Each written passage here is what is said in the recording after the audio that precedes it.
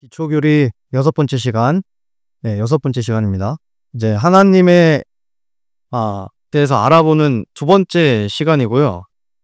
오늘은 여호와라는 이 이름의 특징들, 또 요거에 대한 이제 내용들을 좀 살펴보겠습니다. 제가 저번에 언급한 것처럼 그 하나님에 대한 교리는 우리가 한 편에서 끝나지 않고요. 그 몇 편에 걸쳐서 나누기 때문에 오늘도 이제 2번째 시간을 보겠습니다. 저번에 우리 그 하나님의 이름들에 대해서 이제 한번 나눴었고, 그리고 사실 이 여호와, 그러니까 이제 제호바라고도 하는 이거를 저번 시간에 같이 나눴어야 됐는데, 이제 제가 저번 시간에 이게 사실 시간 관계상 너무 길어져가지고 이건 또 별도로 나눌 또 나름 의미도 있고 해서 별도로 나눴습니다. 오늘 그래서 정말 하나님이 가지신 그 이름 중에 가장 뭐랄까 무게감이 있고 또 굉장히 중요한, 또 좀 더 두렵기까지도 한 그 이름의 여호와의 의미와 본질에 대해서 한번 나눠 보겠습니다. 여호와는 이제 흔히 이제 영어로 이제 제호바라고도 하는데, 이게 이제 가장 보편적인 이름이에요. 그러니까 또 하나님께서 가지고 계신 그 속성 자체를 가장 잘 나타내는 의미이기도 합니다. 그래서 성경에 6823번이나 등장을 했고, 유대인들은 이 이름을 너무 거룩하게 여겨서 발음하는 것을 거의 금기시했어요. 굉장히 조심했다는 얘기죠. 그래서 대신에 여호와라고 안 부르고 아도나이라는 이름으로 대체해서 불렀습니다. 아도나이, 우리 저번 시간에 기억나죠? 그래서 이 여호와라는 이 이름의 뜻은, 제가 오늘 여호와라는 단어를 많이 꺼내는 것은 이제 교육의 목적 때문에 이제 쓰는 거니까 이해해 주시면 좋겠습니다. 스스로 존재하는 하나님, 또는 하나님 그 자체, 또는 그분은 존재하시기 때문에 존재하신다 라는 뜻을 가지고 있어요. 우리가 대표적으로 이 이름의 뜻을 살펴볼 수 있는 구절이 모세 앞에서 나타나신 하나님을 보면서 알 수 있는데, 모세가 하나님께 아뢰되 부수서 내가 이스라엘 자손에게 가서 그들에게 말하기를 너희 조상들의 하나님께서 나를 너희에게 보내셨느니라 하면 그들이 내게 말하기를 그분의 이름이 무엇이냐 하리니 내가 무엇이라 그들에게 말하리까 하매, 하나님께서 모세에게 이르시되 나는 곧 스스로 있는 자니라 하시고 또 이르시되 너는 이스라엘 자손에게 이같이 말하기를 스스로 계신 이께서 나를 너희에게 보내셨느니라 하라. 보편적으로 오늘날 많은 신학에서는 그 하나님의 이름, 이걸 이제 히브리어로 요드, 해, 와우, 해라는 이제 그렇게 칭하거든요. 그래서 자음 4개로 구성되어 있어서 이걸 이제 영어 알파벳 YHWH로 표기를 합니다. 우리 한 번씩 다 보셨을 거예요. YHWH. 그래서 이거를 이제 신성이 들어있는 그러니까 신성을 뜻하는 4글자다 해가지고 테트라그라마톤이라고도 해요. 테트라그라마톤. 요 용어 정도는 우리가 외우고 있어도 좋습니다. 테트라그라마톤. 요건 조금 이따가 어떤 의미가 있는지 좀 보겠습니다. 우리가 또 많이 흔히, 우리는 아니지만 이제 많은 또 크리스천들이 쓰는 말 중에 여호와를 나타낼 때 야훼가 있습니다. 야훼. 많이 들어보시죠, 야훼. 근데 사실 야훼라는 표현도 그렇고 이건 이제 잘못된 겁니다. 그러니까 야훼라는 말은 성경 원모에도 없고 번역본에도 없어요. 야훼라는 말은. 야훼는 이제 20세기에 이제 현대 성경학자들이 만든 이름이에요. 그 전에는 없었어요, 야훼라는 단어가. 근데 왜 이런 이름이 나오게 되냐면 학자들이 추정을 한 거예요. 그러니까 YHWH란 그 하나님을 표기하는 그 테트라그라마톤이 도대체 어떤 발음인가, 어떻게 읽어야 되는가. 왜 그러냐면 성경에 그 발음에 대해서 나와 있지 않거든요. 그 유대인들도 그거를 발음하는 걸 금기시했다 보니까 그거를 읽는 법에 대해서 나오지 않아요. 하나님의 그 이름에 대해서.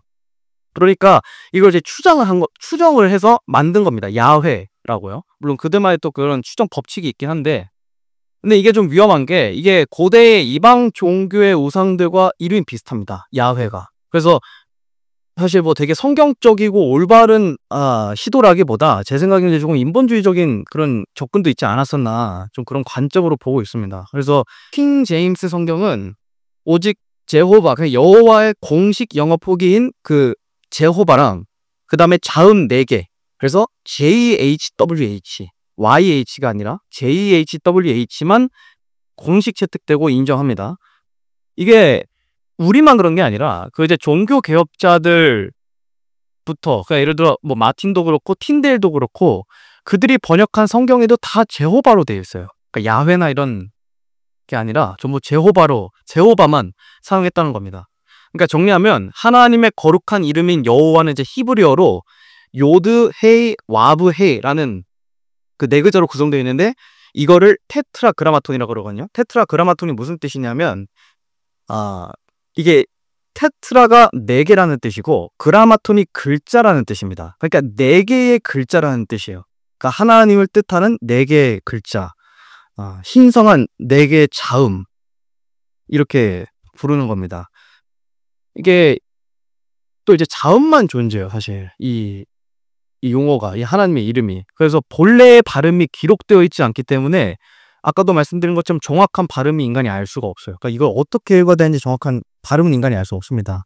그래서 20세기 성서학자들이 야훼라는 형태를 추정하여 만든 것이 YHWH라는 표기의 발음이지만 이게 유대 전통에도 그렇고 성경적으로도 그렇고 뭐 전부 학문적 상상에 불과하다는 거죠. 또한 이제 우리처럼 이제 보수주의, 또 정통주의, 또 근본주의를 지향하는 우리 바이블 빌리버들의 관점에서는 굉장히 잘못된 발음입니다. 그래서 인간들이 신성한 이름을 자의적으로 재구성한 오류로 간주합니다. 저희는. 네, 그래서 우리는 제호바만, 여호와 요것만 인정하고, 제호바라는 단어 보면 어떻게 나오는가? 이게 이제 히브리어에서 유래된 라틴식 말이에요. 제호바가. 학자들이 그 아까 말씀드린 그 테트라그라마톤 그 4개의 글자에다가 이제 모음을 섞어요. 모음을 섞어가지고 모음 기호를 인위적으로 붙인 거죠. 그래가지고 만든 단어가 제호바입니다. 제호바. 예, 제호바고, 예, 그래서, 예, 요거는 이제 방금 전에 제가 설명드렸던 내용 그대로라서, 예, 이건 넘어가겠습니다. 그래서 어쨌든 이 이름 자체를 유대인들이 부르는 걸 굉장히 금기시했어요. 그러니까 거룩하신 하나님의 이름을, 또 다른 이름들과도 다르게 이 이름 특히 조금 더 유대인들한테는 의미가 있던 이름이었거든요.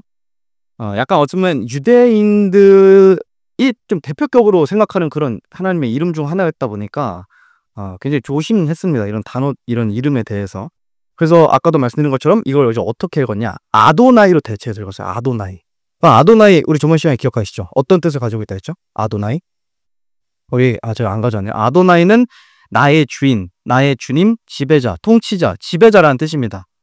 그래서 저번에도 말씀드렸다시피 이게 단순히 하나님과 인간 관계에서만 쓰이는 단어는 아니에요. 아도나이가. 이게 주인과 주인과 종, 그러니까 주종 관계에서 쓰이는 일반적인 단어였거든요.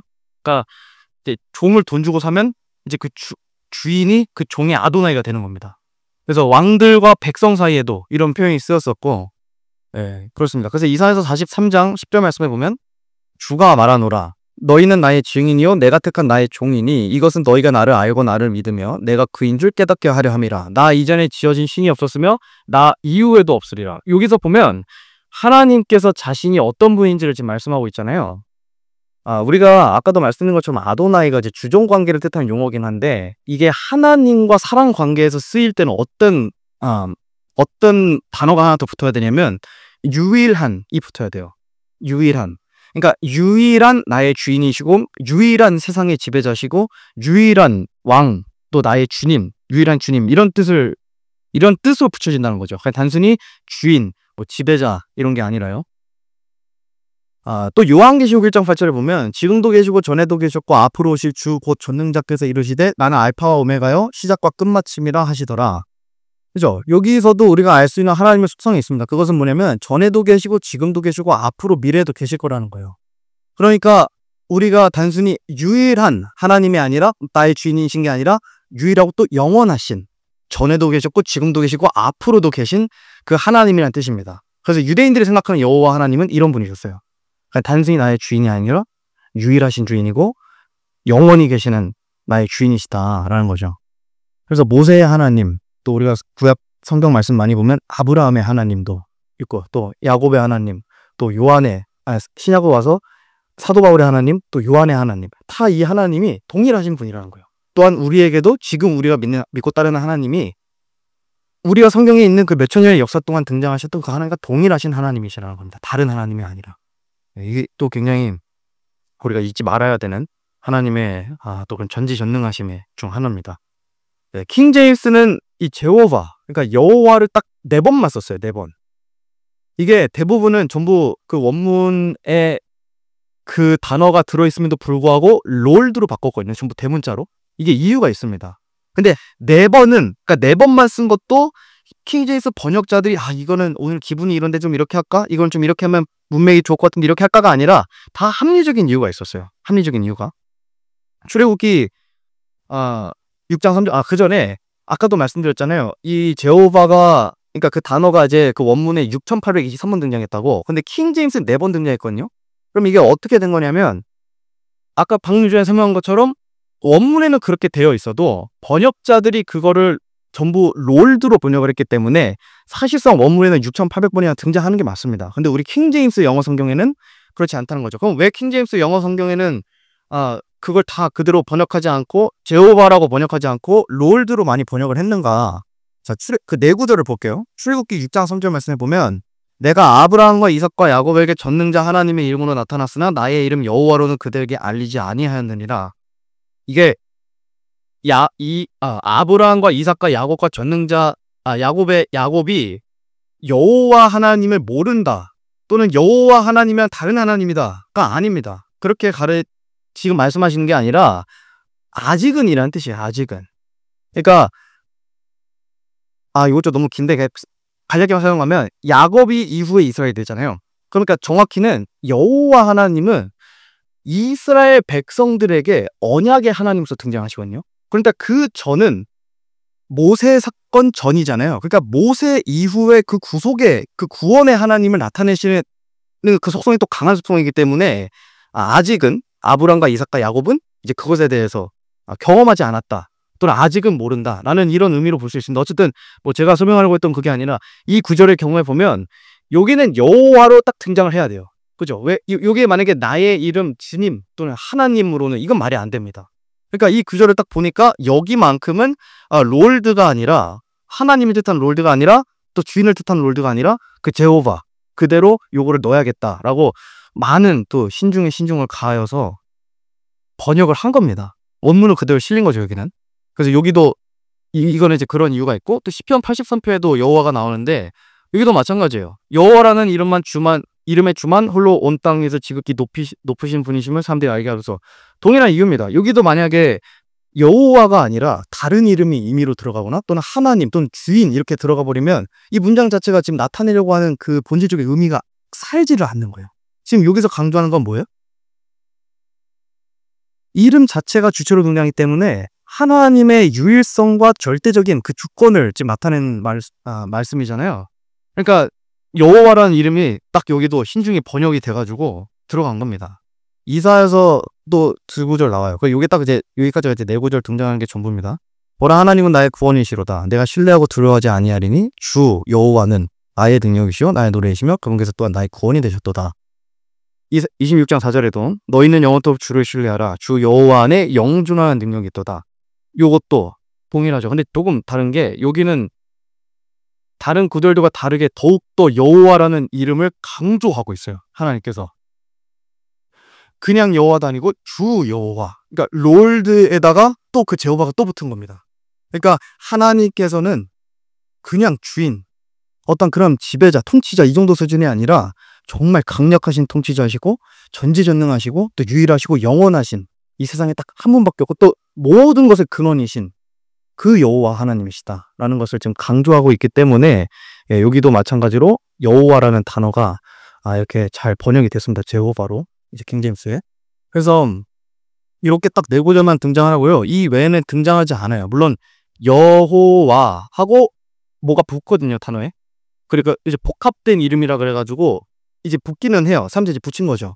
근데 그 이름들을 제외하고는 단독적으로 여호와를 나타내는 구절들은 이 4구절이 전부라는 겁니다. 그래서 이렇게만 보더라도 이 킹 제임스 번역자들이 그냥 단순히 대충 번역한 게 아니라는 겁니다. 이들이 번역할 때는 그냥 뭐랄까 그냥 본인들의 물론 본인들의 그런 중요한 의견도 신앙도 물론 중요했지만 그것과 더불어서 성경의 기록자들인 유대인들 또 이스라엘 또 뿐만 아니라 종교개혁자들 이런 믿음의 선배들이 어떻게 하나님의 말씀을 대했는가 또 이 이름을 어떻게 대우했는가 이런 신앙까지도 들어가 있다는 거예요.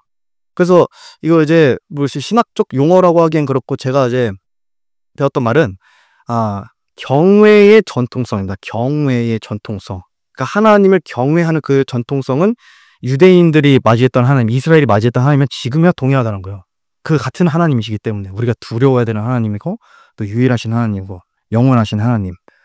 그래서 우리가 그거를 유지하려고 애썼기 때문에 킹 제임스 번역자들이 그래서 꼭 필요한 4구절을 제외하고는 전부 이제 롤드, 나의 주, 주님 이렇게 번역을 했다는 겁니다.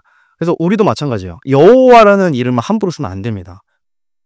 엘로힘, 우리 저번 시간에 기억나죠? 제가 아마 제일 처음에 다뤘던 것 같은데 엘로힘과 여호와는 차이가 있어요. 그러니까 엘로힘도 그렇고 여호와도 그렇고 둘 다 중요한 이름이잖아요. 보니까 여호와도 굉장히 중요하고 문자적으로도 그렇고 의미적으로 그렇고 신학적으로도 굉장히 중요한 이름인데 엘로힘도 저번에 말씀드렸잖아요. 하나님을 나타내는 보편적인 이름 중 하나라고. 이게 좀 다른 게 있습니다. 그러니까 이거는 사실 우리보다도 히브리인들, 그러니까 이제 유대인들이 특히 더 좀 구별했던 부분이기도 한데 엘로힘은 창조주 하나님이라는 뜻이 있어요. 그래서 뭐 삼위일체 하나님도 포함된다고 제가 저번 시간에 말씀을 드렸죠. 복수로.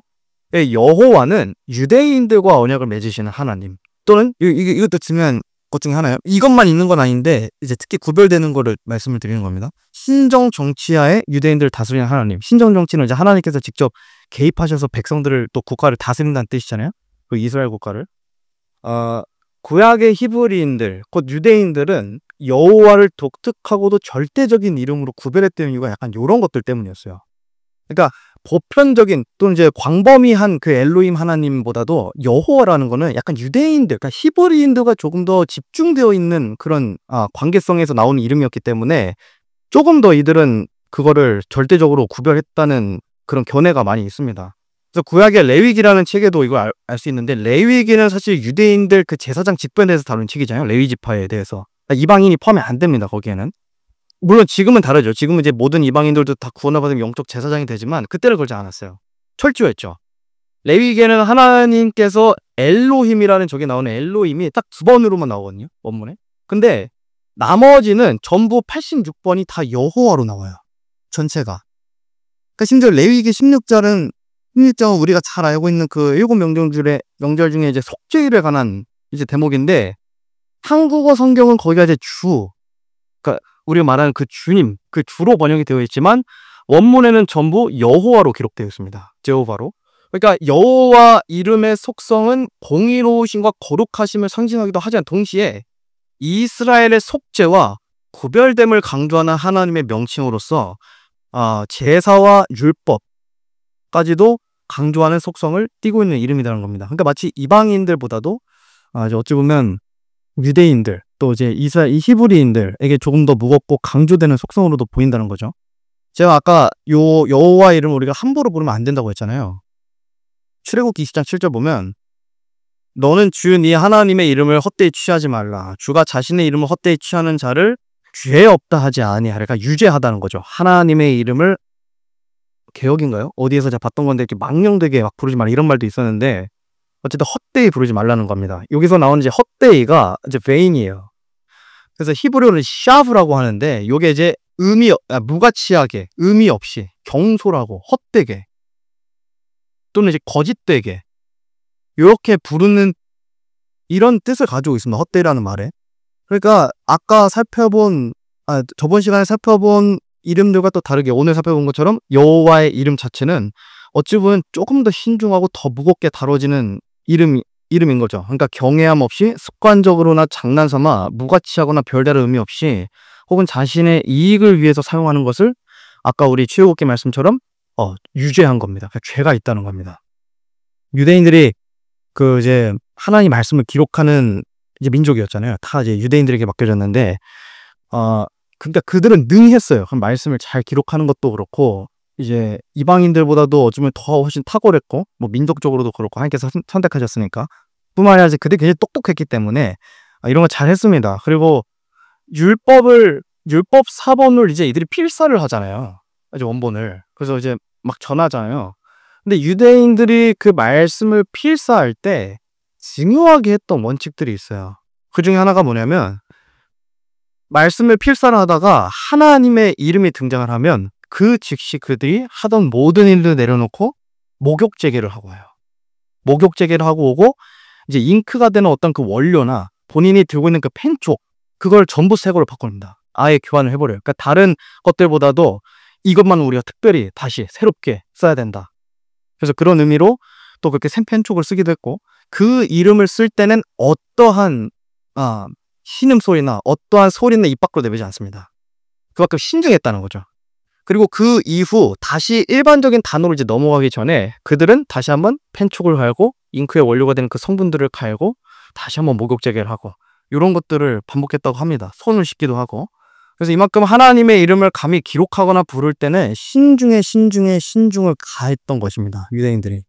그래서 이건 바르고 보존된 킹제임스 성경 번역자들의 신앙이기도 했고, 그리고 그 신앙은 종교개혁자들의 신앙이기도 했고, 또 동시에 그 위로 올라가서 믿음의 선배들, 초대교회 성도들의 신앙이기도 했고, 또 그 위에 하나님을 절대적으로 두려워하고 하나님만을 유일한 신으로 섬겼던 유대인들의 믿음이기도 했다는 거죠. 마태복음 5장 말씀에 이런 말씀이 있습니다. 나는 너에게 이르노니 결코 맹세하지 말라. 하늘을 두고도 하지 말 것은 하늘이 하나님의 왕좌이기 때문이요. 땅을 두고도 하지 말 것은 땅이 그분의 발받침이기 때문이요. 예루살렘을 두고도 하지 말 것은 예루살렘이 위대한 왕의 도시이기 때문이라. 네가 너의 머리를 두고도 맹세하지 말 것은 너가 머리털 하나를 쉬거나 검게 할 수 없기 때문이라. 오직 너희 의사 표시는 예할 것은 예하고 아니오 할 것은 아니오 하라. 무엇이든지 이것들 이상의 것은 악에서 나느니라. 그리스도인들은 절대 맹세해서는 안 됩니다. 맹세라는 것 자체가 사실 크리스찬에 한해서 하나님을 두고 하는 거거든요. 그러니까 하나님을 앞에 세워두고 내뱉는 말들이 이제 맹세인 거예요. 이제 의미적으로 그렇습니다. 크리스찬들에게 있어서. 근데 세상 사람들이 맹세라는 단어를 너무나 쉽게 남발하고, 특히 이제 교회를 다닌다고 하면서도 그리스도인이라고 하면서도 맹세라는 단어를 너무 쉽게 남발합니다. 아, 내가 이번에 맹세한다. 내가 당신한테 맹세한다. 내가 너한테 맹세한다. 이런 말들을 많이 하는데 이거는 이제 굉장히 위험한 겁니다. 저는 이것이 하나님의 이름을 남용하는 대표적인 예라고 생각해요. 어떤 사람이 자신의 말이나 약속을 확증하기 위해서 또는 신뢰성을 주기 위해서 누군가에게 그냥 나 이렇게 할게가 아니라 나 이렇게 맹세할게라고 하는 것을 바꿔 말하면 하나님을 쉽게 하면 보증 세우는 거예요. 하나님을 보증서고 증인 삼아서 함부로 서약하고 함부로 약속하는 말이라는 겁니다. 맹세라는 게 굉장히 위험한 거예요. 그래서 하나님의 이름을 두고 맹세하는 것도 하나님께서 금하신 이름을 헛되이 취하는 것, 이름을 헛되이 부르는 것과도 동일한 의미입니다. 그래서 굉장히 영적으로 위험하죠. 우리가 찬양할 때도 마찬가지예요. 독립침례교는 일반적으로 여호와라는 단어가 찬양 가사에 등장하면 전부 뺍니다. 약간 독립침례교의 좀 통일적인 전통이에요. 그러니까 여호와라는 단어가 등장하면 빼고 거기에 하나님으로 대체를 하죠. 또는 이제 어절이나 어떤 음에 맞게는 뭐 주님이라고도 번역할 때도 있고 주여라고 번역할 때도 있고 뭐 그렇게 대체하기도 합니다. 말라기 1장 6절 말씀에 오 내 이름을 멸시하는 제사장들아 만군의 주가 너희에게 이르기를 이들은 자기 아버지를 공경하고 종은 자기 주인을 공경하나니 그런즉 내가 아버지일진데 나를 공경함이 어디 있느냐 내가 주인일진데 나를 두려워함이 어디 있느냐 하나 너희는 이르기를 우리가 어떤 점에서 주의 이름을 멸시하였나이까 한도다. 주의 이름을 멸시하는 자들이 지금 말라기에 등장하는데 그 암흑기 전에 딱 이제 말라기 대언자가 얘기를 하는 거예요. 하나님 말씀 받들어서. 근데 저기에 보니까 종은 자기 주인을 공경하나니 하면서 이제 그 밑에 대조법으로 내가 주인일진데 나를 두라면 어디 있느냐 하잖아요. 그러니까 잘 생각해 보세요. 하나님께서 유대인들이 가장 그 금지했던 그 이름, 그 여호와, 그죠? 그러니까 유대인들이 가장 정말 신중을 가했던 그런 이름인데, 이름 중 하나인데, 그 이름의 뜻은 그 이름 부르기가 금기되어 있기 때문에 아도나이로 대체해서 읽는다고 그랬잖아요. 근데 아도나이는 어떤 뜻을 가지고 있다고요? 나의 주인이란 뜻이에요. 근데 거기에 두 가지가 붙어야 되죠. 사람과 사람 사이에서는 그냥 나의 주인이지만 하나님과 사람 사이에서 아도나이가 붙을 때는 아도나이 하나님은 나의 유일한 주인, 영원하신 주인이라는 표현입니다. 그러니까 여기도 마찬가지예요. 내가 주인일지, 내가 하나님께서 자신은 아도나이의 하나님이시라는 걸 지금 밝히고 계신 거잖아요. 우리는 그리 종입니다. 우리는 그의 영원한 종이에요. 그 영원한 종으로서 해야 되는 거를 지금 하나님께서 딱 지목하고 계신 거예요. 나를 두려워하면 어디 있느냐. 하나님을 두려워해야 된다는 겁니다. 우리가 종으로서 영원히 그분을 두려워야 된다는 거예요. 저는 이게 문자적으로도 하나님을 두려워하는 게 필요하다고 생각을 해요. 그러니까 뭐 적지 않은 크리스천들이 하나님을 두려워한다는 이 말에 대해서 이걸 굉장히 추상적으로 얘기를 하거든요. 하나님을 두려워한다는 거. 이게 실제로 어떤 성경 번역본을 두려워하면 다 빼버리는 성경도 있다고 제가 들었어요. 번역본이. 근데 굉장히 위험한 시도예요. 그런 것들이. 하나님을 두려워해야 된다는 건 진짜 문자적으로 우리가 두려워해야 된다는 거거든요. 그분을. 어쩌면 제가 배웠을 때는 진짜 하나님을 단순히 사랑하는 마음에서 뭐 두려워하는 이런 그냥 뭐랄까 뭐 미사역으로 마치 붙이는 그런 말이 아니라 진짜 손발이 떨릴 정도로 어쩔 때는 그분을 두려워할 필요가 있다는 겁니다. 하나님께서 그걸 굳이 강조하시잖아요. 나를 두려워하면 어디 있느냐. 그럼 바꿔 말하면 하나님께서는 주인으로서 종들에게 원하시는 거는 나를 두려워하라는 겁니다. 두려워하라.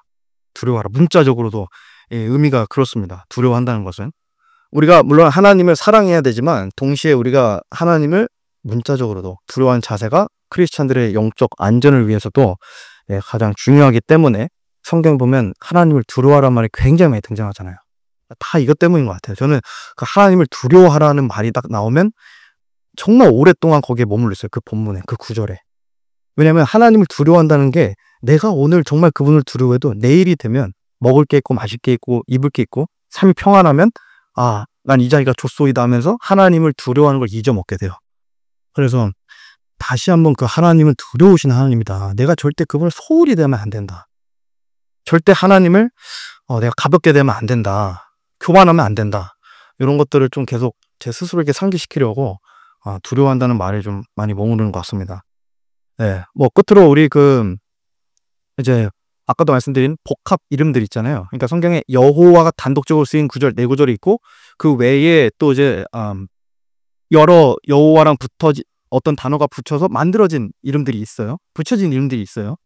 그래서 9개 정도 등장하는데 뭐 시간 관계상 제가 이걸 또 살펴보기 너무 어려울 것 같아서 너무 길 것 같아서 그냥 간략하게만 좀 제가 그냥 읽겠습니다. 대신에 요거 제가 노트에 좀 상세히 좀 이렇게 막 다 해왔거든요. 제가 각각 어떤 이름들이 이제 어떤 구절에 상응하는지 또 이 출처가 어디인지 좀 다 적어놔서 그거 아마 보시고 정리하시면 될 것 같습니다. 첫 번째 여호와 이레가 있습니다. 요것도 우리가 되게 많이 들어본 말이에요. 이레라는 단어 자체가 일단 성경 읽는 사람들은 익숙하시죠? 이레라는 건 여러 뜻이 있습니다. 근데 여기도 이 여호와 이레는 여호와께서 미리 보시고 준비하신다라는 뜻을 가지고 있어요. 여호와 니시라는 것도 있습니다. 여호와는 나의 깃발이시라는 뜻도 있고 제가 알기로 여호수아에 이제 쓰였던 그런 표현 같은데 하여튼 여호와 샬롬이란 말도 있습니다. 샬롬이 정말 그대로 우리가 알고 있는 그 의미대로 이제 상응하기 때문에 평강의 주님 라는 뜻도 가지고 있고 여호와 사바오스 만군의 주라는 뜻이 있습니다. 뭐랄까 그 하나님께서 진짜 모든 만물의 대장이시라는 것, 그러니까 자신이 기뻐하시는 모든 창조물들의 주인이시라는 것, 좀 이런 표현 같아서 그냥 뭐 인간들의 단순히 군대가 아니라 그런 의미 같아서 굉장히 좋아하는 표현입니다. 또 여호와 메카시디시킴이라는 단어가 있어요. 이게 이제 거룩히 구분하시는 주. 그러니까 하나님께서 그러니까 하나님 편에 쓴 사람들 다 거룩히 구별되는 존재들인데 하나님께서 구별하시는 분이시거든요. 또한 자신에게로 계속 모으려고 그 암탉이 자기 새끼 병아리들 막 품듯이. 그래서 이스라엘을 오랫동안 그렇게 해오셨잖아요. 근데 이스라엘이 물론 거부했지만. 그래서 그분의 특성을 나타내는 말이고 이름이고 또 여호와 로히라는 말이 있습니다. 나의 목자. 요것도 이제 제가 설명에 좀 디테일을 쌓았는데 제가 뭐 TMI로 하나만 설명드리면 저는 요게 참 뭐랄까요 되게 의미가 있는 말 같아요. 나의 목자. 목자인 거 모르는 사람이 없을 텐데 굳이 나의 목자. 그러니까 뭐랄까 이제 제가 그거를 항상 되게 중요하게 생각하거든요. 그러니까 하나님의 부르심을 받은 일꾼은 두 가지만 딱 기억하면 된다. 하나는 하나님을 두려워하는 법. 또 하나는 하나님이 교회의 머리이시고 유일하신 목자라는 것. 그러니까 교회에 물론 하나님께서 이제 각각의 이제 이제 자신의 종들, 일꾼들을 세우시고 이제 사역자들을 세우셨지만 그 사람들은 사실 영원하신 목자이신 하나님께로 양들을 이끌고 가는 것 말고는 할 게 없어요.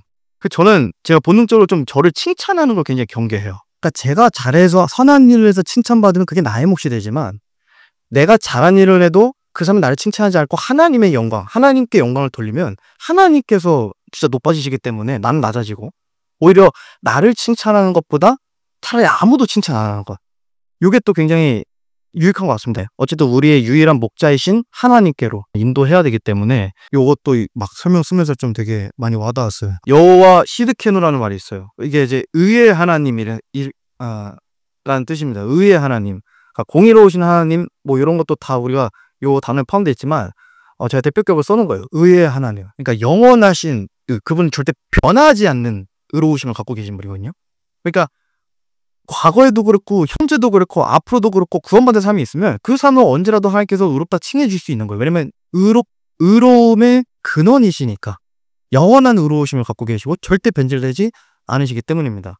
또 여호와 샴마, 이것도 많이 들어보셨을 거예요. 거기 계신 주님이란 뜻이고, 여호와 라파, 치료하시는 주님. 그래서 여호와 라파라는 옛날에 그 막 단체도 있었었죠. 치료하는 주님이라는 뜻을 가지고 있어 회복시키시는 주님이라는 뜻인 거죠. 그래서 뭐 아까 말씀드린 것처럼 각각 조금 더 세부적인 내용들을 제가 노트에 별도로 담아서 기재해 두었으니까, 필요하신 분들은 이제 홈페이지에서 이제 이렇게 다운 받으셔가지고 공부하시면 될 것 같습니다. 그래서 오늘 어쨌든 요 내용의 이제 결론은, 첫 번째, 여호와는 존귀하고 신성하고 또 무겁고 경외의 이름입니다. 유대인들이 금기시할 만큼. 그래서 그 이름을 바르게 이해하고 또 바르게 부르고 적절하게 또 바르게 섬기는 것이 믿음의 본질입니다. 킹제임스 성경 번역 전통과 유대인들의 필사 전통은 이 이름을 얼마나 경외했는지를 보여주는 번역입니다, 사실. 그래서 그냥 무작위적으로 그냥 여호와를 다 그렇게 여호와로 번역한 것이 아니라 신중을 가하여서 정말 꼭 필요한 경우에만 그렇게 번역을 했고, 나머지는 전부 롤드로 번역을 했다. 그냥 주님으로 번역을 했다는 겁니다. 이거는 이제 유대인들의 그 경외의 전통을 이제 인정하는 거죠, 번역자들이. 그래서 우리는 여호와라는 이름을 함부로 부르지 말고, 뿐만 아니라 함부로 대하지도 않아야 됩니다. 하나님을 함부로 대하면 안 돼요. 하나님을 우리 안에서, 우리 삶에서 하나님 없는 것처럼 그냥 살 때가 있잖아요. 그냥 우리 사람들이 뭐 직장에 가 있거나 일을 할 때면 하나님 생각도 안 나요. 바쁘고 너무 힘들고 괴로우면. 근데 그런 것도 그냥 하나님 방치하는 것 같아요. 그래서 항상 깨어 있어야 된다는 말은 딱 그럴 때 쓰는 말입니다. 항상 깨어 있는 거. 그러니까 우리가 조용히 있고 아무 일 없고 그냥 그럴 때 하나님을 생각하고 묵상하는 것은 당연히 필요하지만, 항상 깨어 있으라는 말은 우리를 잠자게 만드는 그런 환경과 그런 상황 속에서도 우리가 하나님을 생각해야 되는 것, 하나님을 묵상해야 되는 것, 하나님 잊지 않아야 된다는 것, 이런 것들을 잘 포함하는 말입니다. 깨어 있으라는 말이. 그래서 오직 진리 안에서, 말씀 안에서 경외함으로 우리가 하나님을 항상 대우해야 될 줄로 믿습니다. 제가 기도하고 마치겠습니다.